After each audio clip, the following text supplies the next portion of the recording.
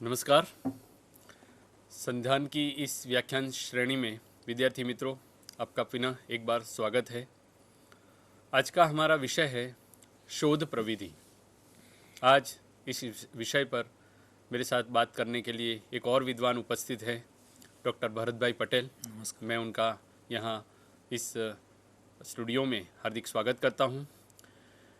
मित्रों, आप लोग जानते हैं कि आज का हमारा जो समय है वो है शोध का समय।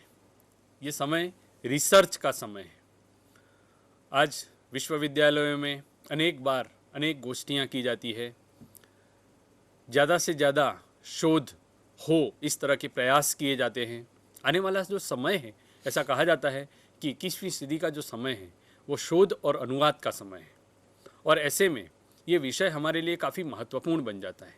हम सब साहित्य के विद्यार्थी हैं, और साहित्य के विद्यार्थी होने के नाते साहित्य के क्षेत्र में शोध का क्या महत्व है, या साहित्य के क्षेत्र में शोध किस तरह से की जाती है, ये सारी चीज़ों का ध्यान होना हमारे लिए बहुत ज़रूरी है।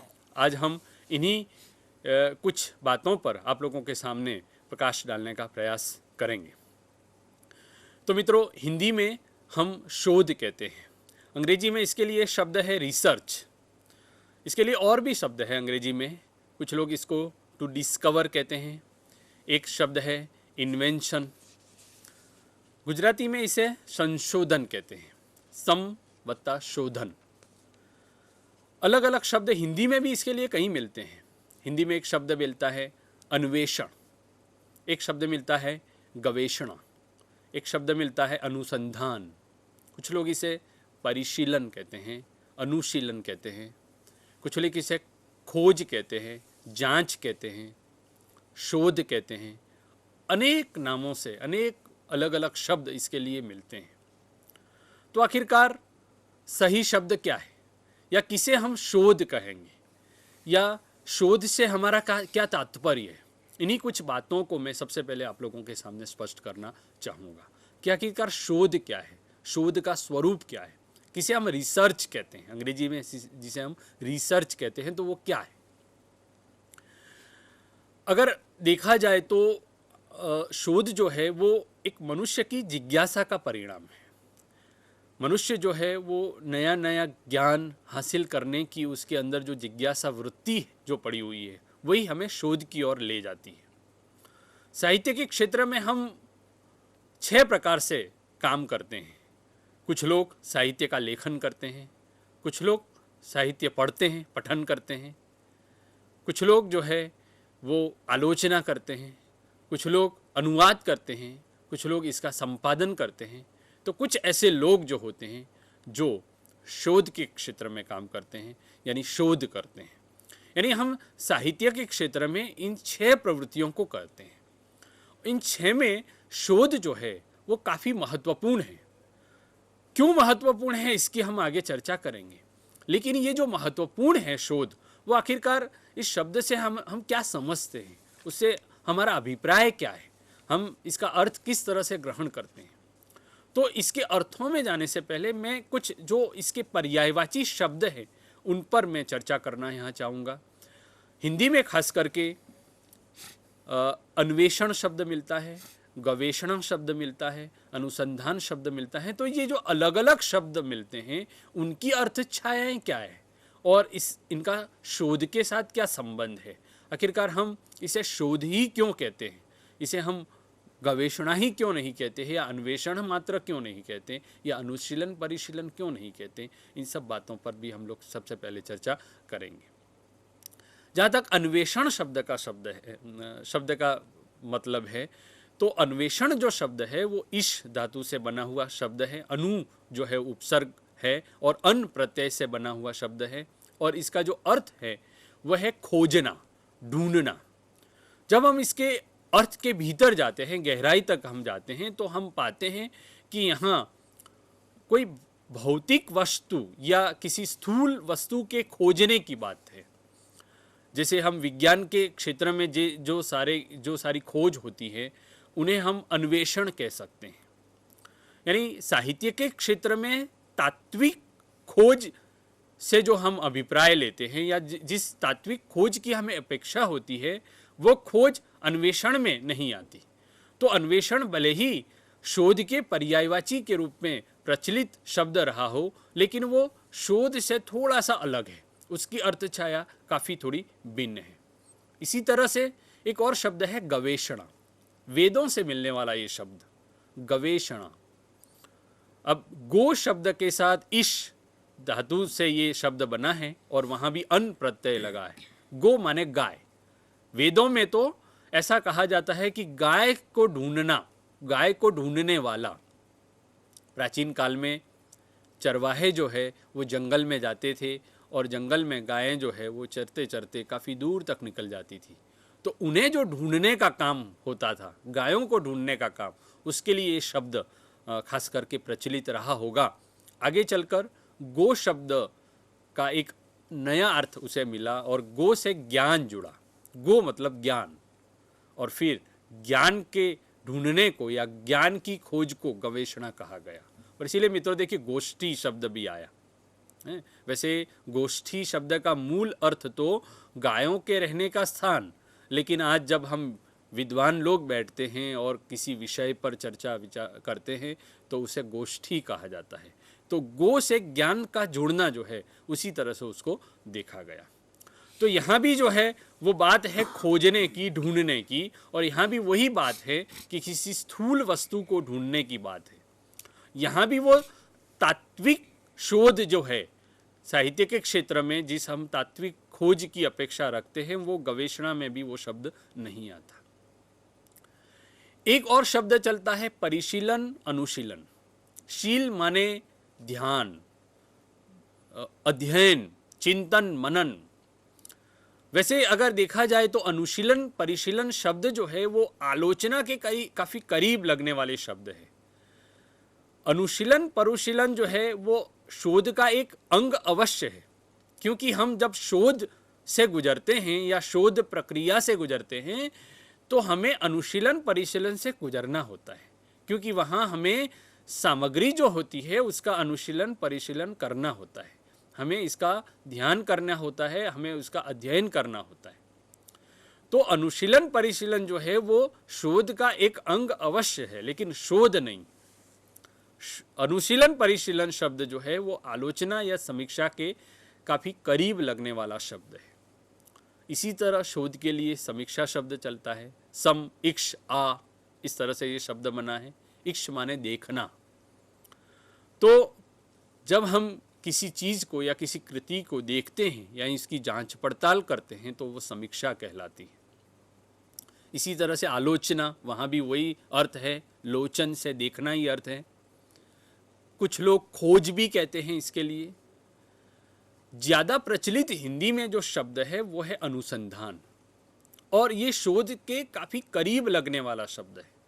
यानी कुछ लोग, कुछ विद्वान जो है वो शोध के लिए या रिसर्च के लिए, अंग्रेजी में रिसर्च जो शब्द है उसके लिए अनुसंधान शब्द का ही प्रयोग करते हैं। धा धातु से बना ये शब्द है, और ये जो है इसका जो अर्थ होता है वो यही कि भाई एक निशाना लगाना, संधान यानी अनुसंधा, इस तरफ से भी उसका अर्थ लिया जाता है। तो अनुसंधान शब्द जो है वो शोध के काफ़ी करीब लगने वाला शब्द है। आज हिंदी में शोध के लिए अनुसंधान शब्द प्रचलित हुआ है। जब हम अनुसंधान की बात करते हैं या जब हम रिसर्च की बात करते हैं तो आपको पता है कि ये जो शोध या अनुसंधान जो है वो दो तरह से होता है। कुछ अनुसंधान तत्वपरक होता है, कुछ तथ्यपरक होता है। जो तत्वपरक अनुसंधान जो होता है वह उपाधि निरपेक्ष होता है, वो किसी उपाधि के लिए किया गया अनुसंधान या शोध नहीं होता। लेकिन जो तथ्यपरक होता है वो उपाधि के लिए, उपाधि को ध्यान में रखकर, किसी पदवी को ध्यान में रखकर किया गया शोध होता है। और वो पदवी माने कौन सी, जिसको हम हिंदी में दर्शनाचार्य कहते हैं, अंग्रेजी में वो शब्द काफ़ी प्रचलित है, डॉक्टरेट की पदवी। और जो हम अपना शोध प्रबंध तैयार करते हैं उसको अंग्रेजी में थीसिस कहा जाता है।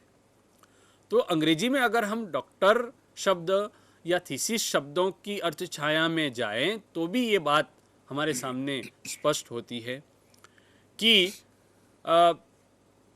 शोध में जो है वह सामग्री को हमारे पास पहले इकट्ठी की जाती है और इसके पास तटस्थ रहकर उसकी व्यवस्थित रूप से वैज्ञानिक ढंग से जांच पड़ताल की जाती है और फिर कुछ नया देने की बात आती है। काफ़ी शब्द जो है काफ़ी यानी अलग अलग अर्थ छाया यहाँ मिलती हैं। कुछ लोग ऐसा कहते हैं कि शोध यानी बिल्कुल नहीं है उसको ढूंढना, जो बिल्कुल है ही नहीं उसको खोज निकालना। तो कुछ लोग जो है कुछ अलग बात भी हमारे सामने रखते हैं कि सत्य तो है ही, लेकिन वो कहीं ढका हुआ है, कहीं छिपा हुआ है और उसको खोज निकालना। उस अर्थ में वो डिस्कवर शब्द भी अंग्रेजी में चलता है। तो सत्य को, जो ढका हुआ सत्य है, उसको खोज निकालना, उसको लोगों के सामने लाना, उसको प्रकाश में लाना, यानी शोध। तो अलग अलग अर्थ इसके लिए मिलते हैं। शोध शब्द जो चलता है वो वैसे आयुर्वेद का शब्द है और वो शोधन प्रक्रिया यानी परिशुद्ध करना, तो इस अर्थ में भी वो चलता है। कुल मिलाकर अगर इन सारे शब्दों की अर्थ छाया में अगर हम जाएं तो अनुसंधान और शोध, ये दोनों शब्द जो ऐसे हैं जो दोनों एक दूसरे के काफ़ी करीब लगते हैं और इसीलिए हिंदी में एक शब्द शोध चलता है तो दूसरा जो शब्द चलता है वो अनुसंधान चलता है। और ये जो अनुसंधान जो है वो क्या है आखिरकार? साहित्य के क्षेत्र में किया जाने वाला अनुसंधान यानी कौन सा अनुसंधान, या साहित्य के क्षेत्र में की जाने वाली शोध यानी कौन सी शोध? तो मूल बात तो यह है कि ये हमारी जिज्ञासा का परिणाम है। हम किसी नए ज्ञान को प्राप्त करने के लिए वैज्ञानिक ढंग से जो प्रयत्न करते हैं तो वो शोध कहलाती है। अब यहाँ देखिए, वैज्ञानिक ढंग से यानी हमें कहीं भी अपने जो निजी मत हैं उनको एक तरफ रखते हुए, तटस्थता अपनाते हुए हमें उन सारी चीज़ों का या उन तथ्यों की जांच पड़ताल करनी है और उस पर अपना एक मत या अपना एक निष्कर्ष प्रस्तुत करना है। तो वो जो है साहित्य के क्षेत्र में शोध कहलाता है। साहित्य के क्षेत्र में जो शोध की जाती है वो अनेक दृष्टियों से महत्वपूर्ण है। कई क्षेत्र है, इसमें हम नई नई बातें हम लोगों के सामने रख सकते हैं। शोध क्या है या शोध की परिभाषा क्या है, वो परिभाषा भी विद्वानों ने देने का प्रयास किया है। मैं यहाँ एक दो परिभाषाएं आप लोगों के सामने रखने का प्रयत्न करूँगा। गुजराती के एक बहुत बड़े विद्वान डॉक्टर भायाणी साहब जो है, उन्होंने शोध की परिभाषा इस तरह से दी है, साहित्यिक शोध यानी सत्य की शोध। तो ये सत्य की शोध क्या है उसको वो आगे इस तरह से समझाते हैं कि ये सत्य यानी अध्ययन विषय के साथ जुड़े सत्य, उनके आंतरिक संबंध और उससे प्रमाणित होने वाले व्यापक निर्णय। एक और परिभाषा हम इसकी दे सकते हैं कि सार्थक जीवन की समझ का समय समय पर पुनर्मूल्यांकन, नवीनीकरण और उसमें कुछ नया जोड़ने का जो प्रयास है वो साहित्य के क्षेत्र में शोध कहलाता है। यहाँ एक बात खास मित्रों याद रखना कि यहाँ पुनर्मूल्यांकन यानी रिसर्च, सत्य तो है ही लेकिन समय के हिसाब से उसमें कुछ नया जोड़ना, उसमें एक नया मत रखना। सत्य तो होता ही है लेकिन उसका पुनर्मूल्यांकन यहाँ बहुत ही महत्वपूर्ण है। तो साहित्य के क्षेत्र में जब हम शोध करते हैं तो हम विज्ञान की शोध से, ये शोध इस अर्थ में अलग है कि वहाँ हमें जो सत्य है ही नहीं उसे खोज निकालना है। यहाँ हम इस तरह से अलग है कि यहाँ तो सत्य है ही लेकिन उसमें हमें पुनर्मूल्यांकन करना है। अपने समय के हिसाब से हमें उसमें कुछ एक नया अर्थ भरना है। ये बात खास हमें याद रखनी है। और उसी अर्थ में अंग्रेजी का जो शब्द चलता है वो शब्द काफ़ी महत्वपूर्ण है, रिसर्च। बराबर। सर्च है लेकिन री इसके साथ जुड़ा हुआ है, तो रिसर्च उसी अर्थ में कहा जाता है। तो यहाँ पुनर्मूल्यांकन, हम कई उदाहरणों के साथ भी इस बात को आप लोगों के सामने रख सकते हैं कि जैसे हिंदी में छायावाद पर तो अनेक लोगों ने लिखा है। सबसे पहले पांडे जी ने लिखा था, और इसके बाद नंद दुलारे वाजपेयी जी ने छायावाद पर लिखा, या नगेंद्र जी ने छायावाद पर लिखा। लेकिन उसी छायावाद पर आगे चलकर नामवर सिंह जी ने भी लिखा। तो ये जो पुनर्मूल्यांकन जो है हुआ, और हम आज भी यानी छायावाद पर जो मत नामवर सिंह का मत है उसको ज़्यादा महत्वपूर्ण मानते हैं। तो छायावाद पर तो अनेक विद्वानों ने पहले लिखा था, लेकिन बाद में जो उन्होंने एक नया मत अपना दिया, यानी उसमें कुछ नया जोड़ा, उसका जो पुनर्मूल्यांकन किया, तो साहित्य के क्षेत्र में उसको हम शोध के दायरे में रखते हैं। तो कुल मिलाकर इसे हम शोध कह सकते हैं कि एक वैज्ञानिक पद्धति अपनाते हुए हम कुछ चीज़ों पर जब हम पुनर्मूल्यांकन करते हैं, या कुछ चीज़ों में कुछ नया जोड़ने का प्रयास जब हम करते हैं, किसी रचना या किसी रचनाकार या किसी युग विशेष पर जब हम अपनी बात रखते हैं और कुछ नए निष्कर्षों को निकालने का प्रयास करते हैं, तो उसे साहित्य के क्षेत्र में शोध संज्ञा से हम जानते हैं। अब ये शोध की पद्धतियाँ कौन सी होती हैं, कैसे कैसे हम शोध करते हैं, तो इसके लिए अनेक पद्धतियाँ भी हैं। मुख्यतः साहित्य के क्षेत्र में दो प्रकार से शोध होती है, या दो क्षेत्रों में शोध होती है। एक तो भाषा विज्ञान के क्षेत्र में, भाषा विज्ञान भाषा को ध्यान में रखकर भाषा विज्ञान के क्षेत्र में कुछ नया पुनर्मूल्यांकन होता है, या कुछ नया खोजने का प्रयास किया जाता है। तो कुछ लोग जो है